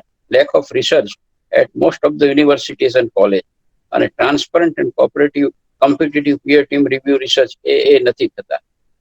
સબ ઓપ્ટિમલ ગવર્નન્સ ઓફ લીડરશીપની પણ ખામી છે. અને you can say that not empowered to close down to the colleges, એટલે કેટલી કોલેજીસ તો બંધ કરવા જેવી હોય એવી પણ લાગે છે. આ બધી મર્યાદાઓ સ્વીકાર્યા પછી કહ્યું કે કમ્પ્લીટ ઓવરહોલિંગ, કમ્પ્લીટ રી એનર્જાઇઝ કરવાની વાત કરી છે. અને ફરીથી અહીંયા પણ પરિવાર લાઇટ બટ ટાઈટ, કદાચ કમિટી વાળા પાસે જ આપણે સમજવું પડશે કે લાઇટ બટ આ શું છે. જેમ એમણે કહ્યું કે કયા approaches, deforming, career progress, establishment of આ એક વાત આવે છે, પાછળ આવશે. નેશનલ રિસર્ચ ફાઉન્ડેશનની શરૂઆત કરવાની છે. Governance of higher education institute એ કોઈ જુદી રીતે કરવાનું છે. લાઇટ એન્ડ ટાઇટ રેગ્યુલેશન્સની પણ વાત કરી છે. ઓપન ડિસ્ટન્સ લર્નિંગ પણ વાત કરી છે. એટલે મલ્ટી ડિસિપ્લિનરી કલ્ચરમાંથી ક્લસ્ટર્ડ તરફ જવાની આખી વાત આમાં કરવામાં આવી છે. અને ક્યાંક તો એ પણ કહ્યું છે કે એક યુનિવર્સિટીને કેટલી કોલેજીસ હોવી જોઈએ.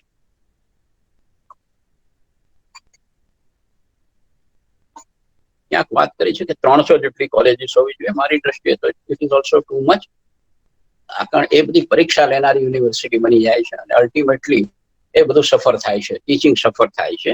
એટલે મલ્ટી ડિસિપ્લિનરી પર ભાર મૂકવામાં આવ્યો છે, બરાબર છે. એની સાથે સાથે clusters through higher education institute clustered 2-4 સંસ્થાઓ, 2-4 તમારી પાસે તો છે અહીંયા અમરોલીમાં, તો એ રીતે તમે કામ કરી શકો, પણ જે પેલા કમ્પાર્ટમેન્ટ નહીં, કયા માસ્ટરમાં કોણ સાઇન કરે ને પેલો ક્યાં ભણાવે ને વર્કલોડ ક્યાં કરે એ નહીં. એટલે હાઈ ક્વોલિટી ઓફ ટીચિંગ અને રિસર્ચ પર ભાર મૂકવામાં આવ્યો છે અને કહ્યું છે કે 2040 સુધીમાં higher education institute shall become multidisciplinary institute. એટલે 100 વિદ્યાર્થીઓને લઈને બેસી રહ્યો ના ચાલે, એકાદ ડિગ્રી કોર્સ લઈને બેસી રહ્યો ના ચાલે, એક સાથે ઘણી બધી મલ્ટી ડિસિપ્લિનરી ની વાત છે. એટલે 2040 સુધીમાં આવી કોલેજો શરૂ થશે કે જ્યાં એક કરતા વધારે, એટલે આમ તો આપણે ત્યાં છે આર્ટ, સાયન્સ અને કોમર્સ, પણ એ પાછું દરેકની દુકાન જુદી હોય છે. એવું નથી કે આર્ટ્સ વાળો ક્યારેક સાયન્સમાં આવીને પણ ભણાવે ને એ થાય ભણાવે. કે એક દક્ષિણ ગુજરાતમાં જે કોમર્સનો અધ્યાપક એન્વાયરમેન્ટલ એજ્યુકેશન ભણાવતો, આમ તો એકાઉન્ટ્સનો માણસ, પ્રિન્સિપલ સાથે બહુ સારા સંબંધ નહીં એટલે 6 ડિવિઝનમાં એને ક્લાસ આપી દીધા કે તારે એન્વાયરમેન્ટલ, એટલે એનું નિકંદન કાઢી નાખ્યું. એ જે એકાઉન્ટ્સનો સારો ટીચર હતો, ક્યાંક સ્વભાવગત તકલીફ હશે એટલે આવી મુશ્કેલી થાય. એટલે બીજી વાત, 2040 સુધીમાં જે સંસ્થાઓ છે એ મલ્ટીડિસિપ્લિનરી બની જશે અને એને માટે લગભગ જે gross enrolment ratio in higher education છે ને, એ અત્યારે તો લગભગ 2018માં 26% જેટલા લોકો દાખલ થતા હતા, પણ 2030માં 50% લોકો હાયર એજ્યુકેશનમાં દાખલ થાય. ગ્રેજ્યુઅલી વધે છે 10%થી. મારા લેક્ચરમાં હું 10%થી શરૂ કરતો હતો, હવે અત્યારે જોયું કે લગભગ 26% 2018માં આવ્યા અને 2030માં 50% લોકો હાયર એજ્યુકેશનમાં જાય એવી અપેક્ષા છે. અને ફરીથી પાછું અહીંયા growth will be both public and private ઇન્સ્ટિટ્યુશનની તો વાત કરી જ છે. એના ઓપન અને ડિસ્ટન્સ લર્નિંગ પર ભાર મૂક્યો છે કે એની પણ જરૂર છે, કે એને સાવ તમે નિગ્લેક્ટ ના કરી શકો. ઓપન એન્ડ ડિસ્ટન્સ લર્નિંગનો પણ લાભ લો, પણ એક્સક્લુઝિવલી ઓપન ડિસ્ટન્સમાં ના જાઓ, પણ સાથે ભણતા જાઓ. તમે 2 લેક્ચર તમે અહીંયાથી લો, 2 લેક્ચર ત્યાં ભણો તો કોઈ બહુ વાંધો આવવો જોઈએ નહીં. એટલે અલ્ટિમેટલી એક સેન્ટેન્સમાં કન્ક્લુડ કરું તો single stream higher education institute will move towards becoming vibrant multidisciplinary institute. એટલે એક આર્ટ્સ કોલેજ લઈને હવે બેસી રહેશો તો નહીં ચાલે, એક કોમર્સ કોલેજ લઈને બેસી રહ્યો તો નહીં ચાલે, એની સાથે સાથે અનેક મલ્ટીડિસિપ્લિનરી વાત આપણે કરવાની છે. એટલે એ પણ આ પોલિસીમાં. અને ઓટોનોમીની વાત કરી છે. ઓટોનોમી હવે વાર્તા જ રહી છે, કારણ કે ઓટોનોમી લેવી બહુ અઘરી છે. તમે આઈ થિંક કોઠારી શિક્ષણ પંચમાં ઓટોનોમસ કોલેજની વાત કરવામાં આવી. ઓટોનોમસ કોલેજ, તો એ ઓટોનોમસ કોલેજ તે વખતે તો I think Christian college, Loyola college એ બહુ ફેમસ હતી. પછી કોઈમ્બતુરમાં પણ એક કોલેજ મેં જોઈ છે. મુળજી જેઠા કોલેજની જે જલગાંવની વાત કરી એ પણ ઓટોનોમસ કોલેજ છે. જમ્મુની એક કોલેજ છે જ્યાં તો સદભાગ્યે હું એનો ગવર્નિંગ બોડીનો પણ મેમ્બર છું અને એની બોર્ડ ઓફ ડિરેક્ટર્સ પણ છું. તો એ પણ પ્રાઇવેટ ઓટોનોમસ, એટલે હવે આપણે પ્રાઇવેટ વાળા એવું ના માનશો કે અમને કંઈ ના મળે. પ્રાઇવેટ વાળાને હવે યુજીસી સ્કોલરશીપ પણ મળશે, યુજીસી ફંડ્સ પણ મળશે, ICSSR ના પણ પૈસા મળશે, આ બધું થશે. પણ યુ હેવ ટુ પ્રૂવ કે મારી પાસે મલ્ટીડિસિપ્લિનરી છે અને આઈ એમ એ ગુડ ટીચર, મારી ફેકલ્ટી ઇઝ ગુડ અને સારું ભણાવીએ છીએ અને સાથે સાથે મલ્ટીડિસિપ્લિનમાં અમે કામ કરીએ છીએ. પણ ઓટોનોમી હોવી જોઈએ. હવે ખબર નહીં આ કેવી રીતે થશે autonomy. By 2025 the maximum number of college that can be affiliated to the university should not exceed 300. હું અહીંયા સંમત નથી. 300 કોલેજોની પરીક્ષા લેવીને આ બધું ઇટ્સ વેરી ડિફિકલ્ટ. પણ આ નીતિ બીજું કે છે કે તમારે પોતે જ પરીક્ષા લેવાની એવી વાત આવે છે. એક જગ્યાએ એવી પણ વાત આવે છે, ઓટોનોમસની વાત આવે ને ત્યારે તમે પરીક્ષા લો અને ડિગ્રી યુનિવર્સિટી આપશે. એટલે અને આમાં તો એક વાત આગળ પણ કરી છે કે by 2035 all colleges currently affiliated to university shall secure accreditation and become autonomous degree colleges. હવે આના પાછા ધોરણો છે અને એના માટેની પણ એક સંસ્થા આવશે, autonomous degree granting colleges through a concerned national effort. એટલે આપણી કોલેજને આપણે ઓટોનોમસ બનાવી દેવાની. નેકમાં ઓટોનોમસ અત્યારે તો બહુ અઘરું છે. નેકમાં તમારી 3.5 થી વધારે કન્ટિન્યુઅસ 3 વાર ગ્રેડ આવે ને ત્યારે તમે ઓટોનોમસમાં જઈ શકો. 3.5 એટલે 15 વર્ષ સુધી રાહ જોવી પડે કોલેજ શરૂ કર્યા પછી, ત્યારે તમને ઓટોનોમસ કોલેજ મળે. અને પ્રોફેશનલ વોકેશનલ એજ્યુકેશનની પણ એમાં સાથે સાથે લઈ લેવાની. આ એક અગત્યની બાબત છે. હવે જે આપણે કેટલીક જગ્યાએ આમ લખતા નથી પણ આપણે કહીએ કે અવર્સ ઇઝ એફિલિએટિંગ યુનિવર્સિટી. તો affiliating university, technical university, unitary university એ બધા શબ્દો નીકળી જશે અને shall be replaced by only word university. માત્ર ને માત્ર યુનિવર્સિટી શબ્દ આવશે, બીજી બધી ડીમ્ડ યુનિવર્સિટીના આવા બધા શબ્દો વાપરીએ નહીં.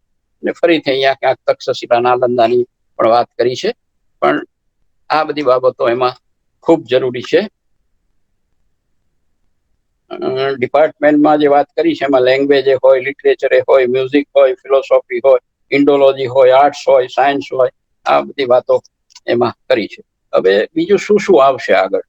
તો કેટલાક કહે છે કે હવે ડિગ્રી પછી 4 વર્ષથી થઈ જવાની. એમાં એવું કહે છે કે the undergraduate degree will be either 3 or 4 years. હવે ઈધર લખ્યું છે અહીંયા. Undergraduate degrees will be either 3 or 4 years duration. હવે બેમાં શું ફેર? With multiple exist option in this period. એટલે 3 વર્ષ પછી જતા રહેવું હોય તો જતા રહો, વિથ એપ્રોપ્રાઇટ સર્ટિફિકેશન. અને એક બહુ સારી બાબત આવી છે કે આજ સુધી તમે જો વચ્ચેથી છોડી જાઓ ને તો you are always drop out. મને ખબર નહીં, આઈ મે બી રોંગ ઓલ્સો, સુધારજો મને, કે MBA પણ તમે ઇગ્નોમાં કરતા હોય અને તમે કોર્સનું સિલેક્શન એ રીતે મૂક્યું હોય કે તમે 1 સેમેસ્ટર કરો તો તમને સર્ટિફિકેટ મળે, 2 સેમેસ્ટર પૂર્ણ કરો તો તમને મેનેજમેન્ટનો ડિપ્લોમા મળે, 3 સેમેસ્ટર પૂરા કરો તો તમને પોસ્ટ ગ્રેજ્યુએટ ડિપ્લોમા મળે. હવે આવી પ્રોવિઝન આવશે કે તમારે ત્યાંથી 1 સેમેસ્ટર કે 2 1 વર્ષ ભણ્યો, સેમેસ્ટરની વાત છોડો, કે એ student can obtain a diploma after completing 1 year. એને ડિપ્લોમા તમારે આપવું પડે. કે કોમર્સમાં ભણતો હતો અને તમારા 6 ને 12 સબ્જેક્ટ ભણ્યો તો 12 સબ્જેક્ટ માટે તમારે એને એપ્રોપ્રાઇટ ડિપ્લોમા આપવો પડે, ઓર એને advance diploma in A discipline or the field in vocational education and professional after 2 years. અને 3 વર્ષ પછી તમે એને ડિગ્રી આપી શકો. અને 4 વર્ષ વાળું છે ને એમાં 4થું વર્ષ the 4-year bachelor program with multidiscipline education, એ ખાસ કરીને રિસર્ચ પર ભાર મૂકવામાં આવશે અને એ 1 વર્ષમાં માસ્ટર થઈ શકશે એવું કહે છે. હવે આ થોડુંક ગડબડ થશે કારણ કે આપણે તો મેન પાવર એ પ્રમાણે આપે, સરકાર તો માણસ એ રીતે આપે, એટલે તમારી પાસે આ લિબર્ટી રાખો તો આ મુશ્કેલી થાય. એટલે જેને આપણે એકેડેમિક બેંક ઓફ ક્રેડિટ કહીએ, which food B digitally stored, ત્યાં આ વસ્તુ ધ્યાનમાં રાખવાની છે. એટલે ધ્યાન રાખજો કે the undergraduate degree will B of either 3 or 4 duration. અને 1 વર્ષ ભણી રહ્યો તો એને તમારે સર્ટિફિકેટ આપવું પડશે, 2 વર્ષ ભણ્યો તો ડિપ્લોમા આપવું પડશે, 3 વર્ષે ડિગ્રી. એ જે પણ હજી વધારે આ પોલિસી વિશે આવશે ત્યારે કહેશું કે student who can obtain diploma after 1 year or advance diploma 2 years. એટલે એનું ભણેલું બેકાર ના જાય. પણ એ માટે તમારે એવા સબ્જેક્ટનું ક્લસ્ટર રાખવું પડશે કોરિલેટેડ કે જે એ ભણે તો એને ભવિષ્યમાં ફાયદો થાય અને એની ક્રેડિટ ગણવામાં આવે.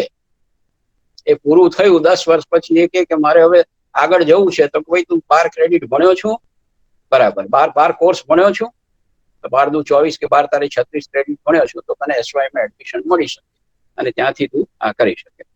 એટલે આ બીજી વાત હવે ઇન્ટિગ્રેશનની કરી છે કે એકવાર દાખલ થાવ એટલે સીધા MA થઈને BSc MSc, આ પણ એક મલ્ટિપલ યુનિવર્સિટીમાં આ એક વાત કરી છે. એટલે એ પણ ધ્યાન રાખવાની બાબત છે.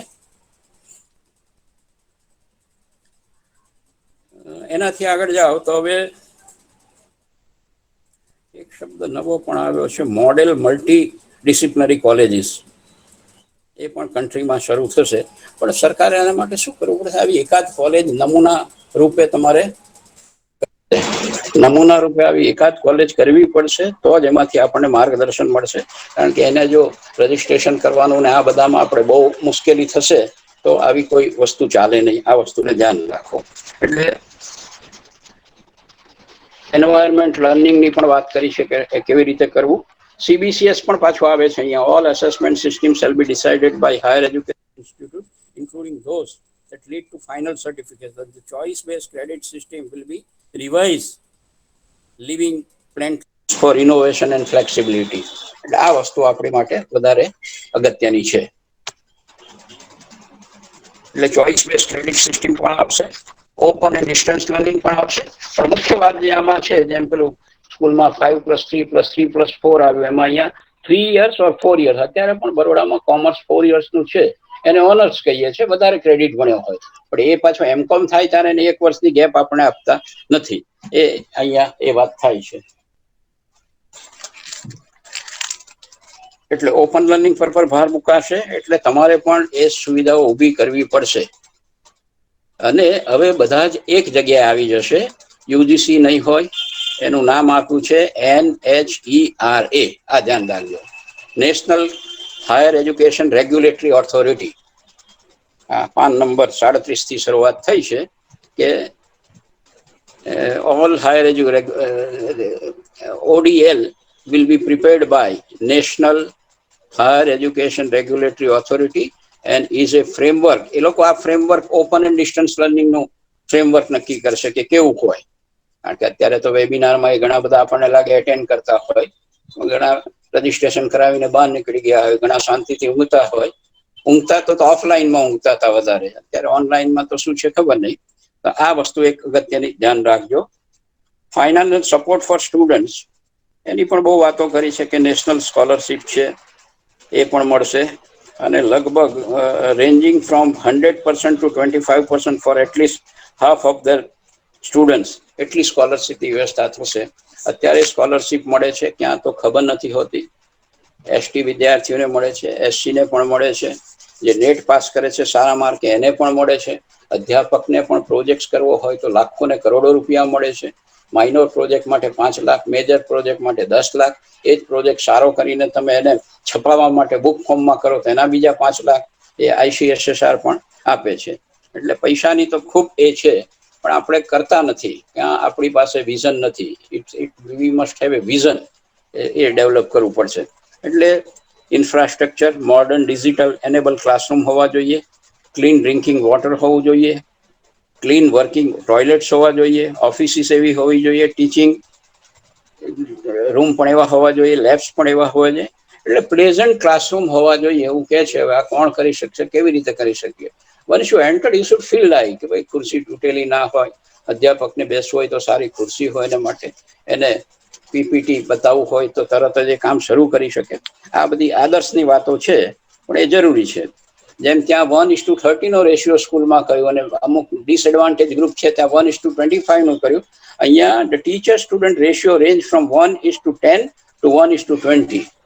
હવે કોમર્સમાં તમે 100 વિદ્યાર્થીઓ હોય, આર્ટ્સમાં 100 વિદ્યાર્થીઓ હોય, ત્યાં આ 1:10 to 1:20 એટલે શું થશે? દાખલા તરીકે તમે સ્કૂલમાં પણ એવું કરો કે 1:30 ના રેશિયો સાથે કામ કરો તો અત્યારે તમારી પાસે જેટલી સ્કૂલો છે એને ડબલ કરવી પડે સાહેબ.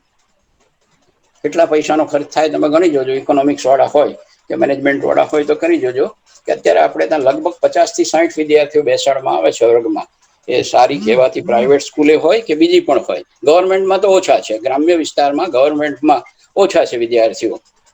એને બિચારાને ચિંતા છે કે મારી સ્કૂલ બંધ ના થાય. એને પેલું એવરેજ ડીઓ એવરેજ ગણતા હોય કે 23ની સરેરાશ હાજરી હોય તો એ ચાલે, એટલે એ બિચારો માથાફોડ કરીને કરતો હોય. પણ અહીંયા the teacher student ratio shall range from 1:10, એટલે મેક્સિમમ પકડીએ તો 20 વિદ્યાર્થીઓ તમારે એક અધ્યાપક હોવો જોઈએ. અને નેટના ક્રાઇટેરિયામાં પણ આ વસ્તુ છે કે જ્યારે તમારે શિક્ષકો ઓછા હોય તો નેકમાં ગ્રેડ તમને સારી મળતી નથી. એટલે આ થયું એની વાત. એનાથી આગળ જઈએ. ટીચર એજ્યુકેશનમાં હું પડતો નથી અત્યારે, કારણ કે બધાને રસ ના હોય, પણ બીએડ 4 વર્ષનું થશે, 2 વર્ષનું સાથે સાથે રહેશે. હવે એક બીજી જે વાત આવે છે NTA,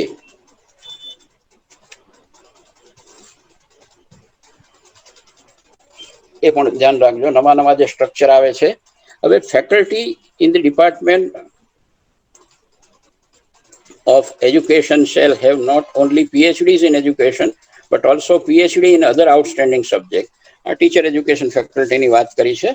પણ all fresh PhD entrants irrespective of discipline will be required to take credit base. એટલે કોર્સ વર્કની પણ વાત કરી છે. એમાં આપણે બહુ સ્પષ્ટ નથી. PhD કોર્સ વર્કમાં યુજીસીએ પહેલા 1 સેમેસ્ટર કહ્યું, કોઈ જગ્યાએ 15 ક્રેડિટ ચાલી, કોઈ જગ્યાએ 3 દિવસ ચાલ્યો, કોઈ જગ્યાએ આવવું હોય તો આવો. આ રીતે એ નહીં ચાલે. એટલે એ PhD કોર્સ વર્કની વાત કરી છે એમણે કે PhD during the doctoral training period આવું એક હોવું જોઈએ. વોકેશનલની વાત તો મેં આગળ કરી જ છે તમને કે વોકેશનલ એજ્યુકેશન માટે B vocational education, bachelor of vocational education એવી, અને કદાચ આપણે ત્યાં વોકેશનલ યુનિવર્સિટી પણ શરૂ થઈ છે. બરાબર. હવે એક બીજી સંસ્થાની જે સ્થાપના થયેલી જ છે, national skill qualification framework, I think 2003માં, એ પાછી રિવાઇવ થશે. એટલે નવા સ્ટ્રક્ચર ઉભા થતા કેટલી વાત થશે ખબર નહીં. 34 વર્ષ પછી નીતિ આવી છે, પણ આ તો આમ ક્વિકલી આને શરૂ કરવું જોઈએ. બરાબર. એટલે નેશનલ સ્કિલ ક્વોલિફિકેશન ફ્રેમવર્ક આ પણ એક છે, એને ધ્યાનમાં રાખવું જોઈએ. અલગ વોકેશનલ એજ્યુકેશન નહીં, પણ એને પણ સાથે જ integrate vocational education in a main stream education આ કરવાનું છે. અને નીતિ તો એવું કહે છે કે 2025 સુધી at least 50% learners through the school and higher education system shall have expose to the vocational education.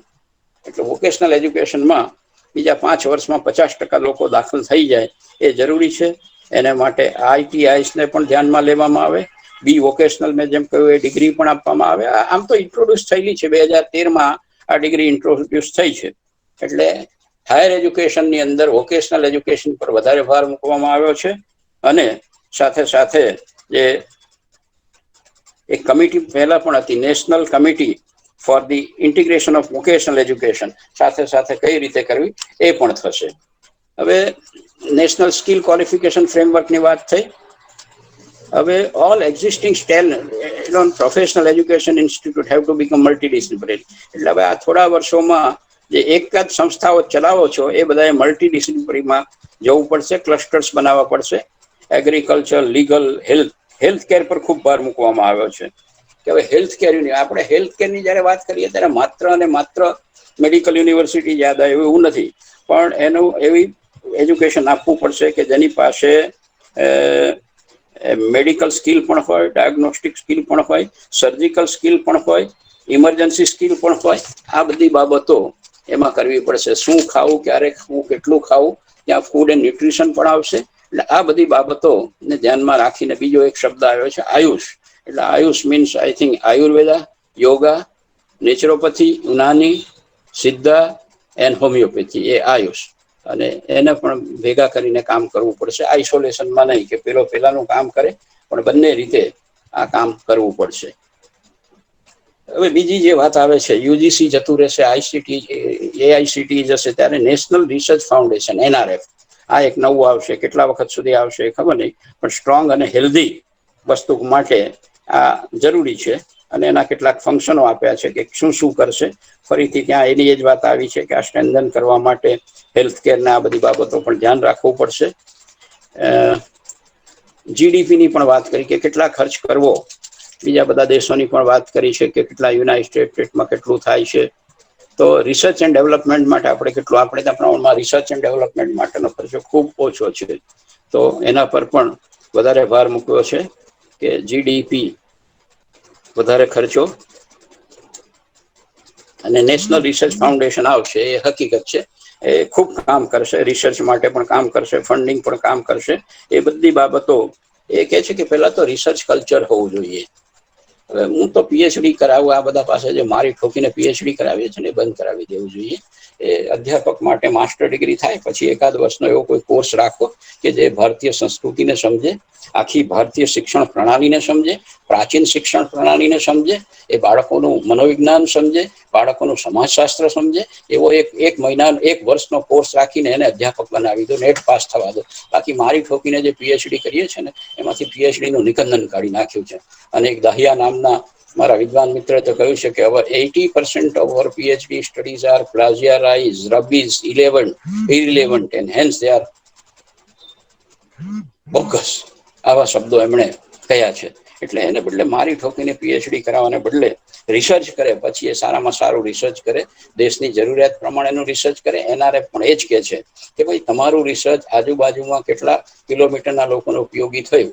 હું હંમેશા બ્લોક ભારતી સણોસરાની વાત કરું છું કે ત્યાં જે ખેતીવાડીમાં રિસર્ચ થાય એ આજુબાજુના ખેડૂતોને ઉપયોગી થાય એવું જ થાય અને એનો ઇમ્પેક્ટ સ્ટડી કરવામાં આવે. તો એવું આપણે કરવા જેવું છે. સુરતમાં પણ આજુબાજુ ખૂબ ખેતી છે, એગ્રીકલ્ચર યુનિવર્સિટી આને ડેવલપ કરે, આ બધાને મદદ કરે.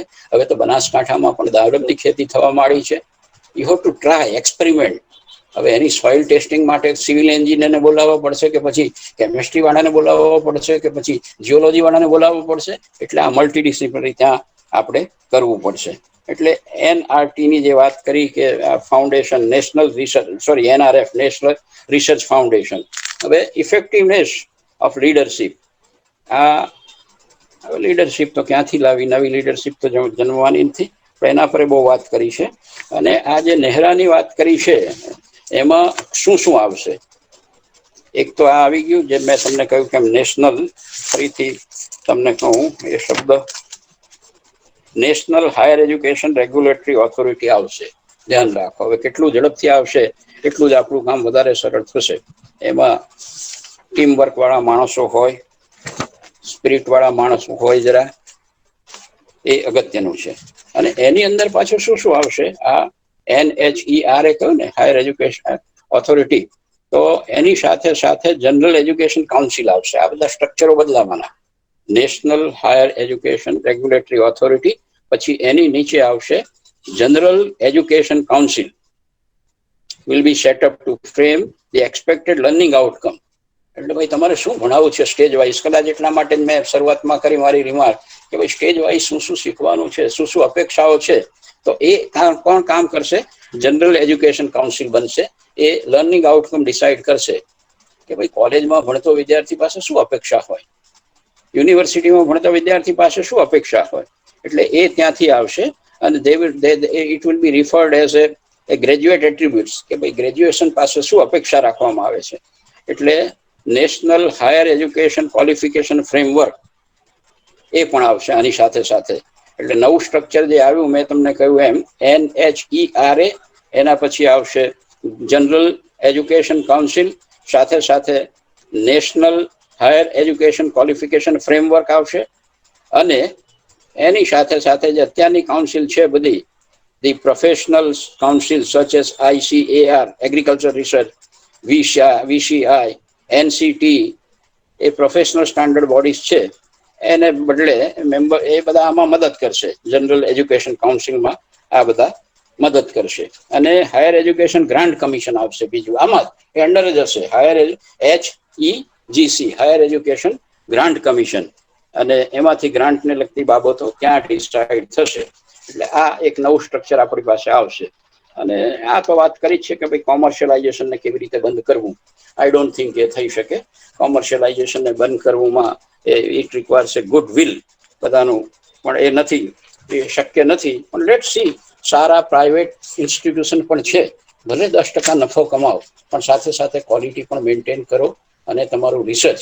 કારણ કે હવે એક બીજી બોડીની પણ એમાં ક્યાંક વાત કરી છે કે એ બોડી પણ આવશે કે જે આના તરફ ધ્યાન રાખશે. આ આખું સંપૂર્ણ ધ્યાન એના તરફ રાખશે. ખાસ કરીને રિસર્ચનું ધ્યાન, નેશનલ રિસર્ચ ફાઉન્ડેશનની વાત કરી, એ ધ્યાન રાખશે. અને નેશનલ એજ્યુકેશન અલાયન્સ ટેકનોલોજી, એ ટેકનોલોજીનું ધ્યાન રાખશે. અને મેકિંગ ધ સિસ્ટમ કે કેવી રીતે કરવું, તો એક હવે IES, ઇન્ડિયન એજ્યુકેશન સર્વિસીસ આવે છે. અમારા કાઉન્સિલ ઓફ ટીચર એજ્યુકેશનમાં મધ્યપ્રદેશમાં ગુલાબદાસ ચૌરસિયાએ આજથી વર્ષો પહેલા, 25-30 વર્ષ પહેલા વાત કરી હતી કે દરેક જગ્યાએ ઇન્ડિયન એજ્યુકેશન સર્વિસીસ હોવી જોઈએ. અત્યારે તો એક અધ્યાપકને લેવો હોય તો એટલી બધી મુશ્કેલી પડે છે કે જાહેરાત આપો, એનો કેટલો ખર્ચો થાય, પછી એને બોલાવો, પછી કે ભાઈ આટલાથી વધારે હોય તો જ બોલાવી શકાય. એના કરતા એક કાઉન્સિલ જ હોય, સ્ટેટ લેવલે પણ હોય અને નેશનલ લેવલે પણ હોય, કે એ કાઉન્સિલ દર વર્ષે કેટલા અધ્યાપકોની જરૂર પડે છે ઇન્ટરવ્યુ લઈને તૈયાર જ રાખે. અમરોલીથી કહો કે મારા ભાઈ કોમર્સનો એક અધ્યાપક જે એકાઉન્ટ્સ ભણાવી શકે એવો આ વર્ષે જોઈશે, એમ તમને પેલા ચોઈસ આપે, તમારે ક્યાં જવું છે કે નથી જવું, આ રીતે. એટલે આ એક વાત છે. અને બીજું જે મોટું સ્ટ્રક્ચર બનશે એ રાષ્ટ્રીય શિક્ષા આયોગ, RSA. એના પાછા ચેરમેન તો મિનિસ્ટર જ હશે ભાઈ, RSA. અને પેલું નીકળી જશે એની સામે જે અત્યારે central advisory board of education છે, CABE, એની જગ્યાએ નામ બદલાઈને રાષ્ટ્રીય શિક્ષા આયોગ, RSA. અને એમાં પણ પાછા માથા તો મોટા મોટા છે. કોણ કોણ સભ્ય બનશે? Leading professionals from various field such as art, science, business, આ બધાની કમિટી બનશે. પછી RSA will be permanent secretarial, એટલે દિલ્હીમાં એક આખી ઓફિસ જ થશે. RSA will be permanent secretariat to the રાષ્ટ્રીય શિક્ષા આયોગ. અને એમાં પાછું એક બીજું પણ આવશે, એમાં એક ડાયરેક્ટર હશે, એક્ઝિક્યુટિવ ડાયરેક્ટર, એને 5 વર્ષની ટર્મ હશે. એમાં એ પછી ખેંચાખેંચ થશે. આ બધા માણસો મૂકવાના છે. એટલે એ જો સજ્જન માણસો, આત્મા, વાઇબ્રન્ટ આત્માવાળા આવી જાય તો કોઈ બહુ મુશ્કેલી ન બને. અને રાષ્ટ્રીય શિક્ષા આયોગની જેમ વાત કરી એમ રાજ્ય શિક્ષા આયોગ પણ બનશે સ્ટેટ લેવલે. અને જો બની જાય ઇન્ડિયન એજ્યુકેશન સર્વિસીસ, તો મોટું કામ થઈ જશે કે તમે નેટ પાસ થાવ કે ના થાવ, પણ આમાંથી જ તમારી નિમણૂક થાય. અને એક એજન્સીસ હોય, અત્યારે GPSC ગુજરાતમાં ખૂબ સારું કામ કરે છે, એમાં બી એજન્સીસ થાય. એમાં એક કરપ્શન મુક્ત થવાનું તો કરવું જ પડે, પણ એ જો ખરેખર આદર્શવાદી માણસોથી થાય તો માણસોની નિમણૂક થતી જાય. ને તમે કહો અને બીજે દિવસે તમને માણસ ત્યાંથી મળી જાય એવું બને. એટલે આ દિશામાં પણ આપણે ખૂબ સારી રીતે વિચાર કરવો પડે. યુનિવર્સિટીના રજિસ્ટ્રાર વિશે એક બીજી બાબત આવે છે, 5 મિનિટ લઈને હું પૂરું કરીશ. યુનિવર્સિટીમાં કે the position of the registrars of all university shall be reserve to filled by the members of this service there bringing the professionalism. એટલે આ IES માંથી જ રજિસ્ટ્રાર પણ આવશે. અત્યારે તો રજિસ્ટ્રારને પ્રોફેશનલનો પગાર મળે છે, પણ આઈ થિંક હું પેલા બહુ ગૌરવ લેતો હતો કે હું જે યુનિવર્સિટીમાં હતો ત્યાં પરમેનન્ટ રજિસ્ટ્રાર હતા, પણ હવે ત્યાં પણ નથી. કોઈ હાર્ડલી કોઈ જગ્યાએ પરમેનન્ટ રજિસ્ટ્રાર હોય એવું દેખાતું નથી. તો એટલે બહુ મોટી પોઝિશન છે, કારણ કે એને આપણે કસ્ટોડિયન કહીએ છીએ, યુનિવર્સિટીના કસ્ટોડિયન કહીએ છીએ. તો એ પણ આ IES સર્વિસમાંથી આવશે. ઇન્વેસ્ટમેન્ટની વાત કરી કે 6% તો કરવું જોઈએ, એનાથી વધારે થાય તો પણ સારું. બીજા દેશો કરતાં આપણે અત્યારે આપણી પાસે ઓછું છે. અને વર્લ્ડ ક્લાસ એજ્યુકેશનની વાત કરી છે. હવે વર્લ્ડ ક્લાસ કેવી રીતે બનાવવું એના એક્સપિરિયન્સીસ આપવા પડે. એક સામાન્ય વાત હું હંમેશા ઘણી વાર કહું છું કે એક BSc ગોલ્ડ મેડાલિસ્ટ એગ્રીકલ્ચરનો વિદ્યાર્થી ગામમાં જઈને ખેડૂતને કહે છે એક ઝાડ જોઈને કે આ ઝાડ પરથી તમે 100 કિલો ચીકુ પણ નહીં ઉતારતા હોય, ત્યારે ખેડૂત એને પગે લાગે કહે છે ભાઈ આ જામફળનું ઝાડ છે.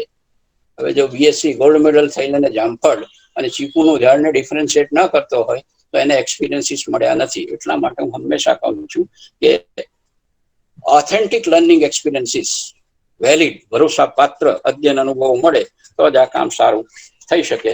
આ બાબત પર આપણે ધ્યાન રાખવાનું છે.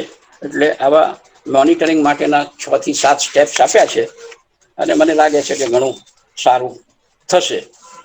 તો આટલી વાત કહીને મારી વાતને વિરામ આપું છું. આપનો આભાર માનું છું. આપને કોઈ મુદ્દા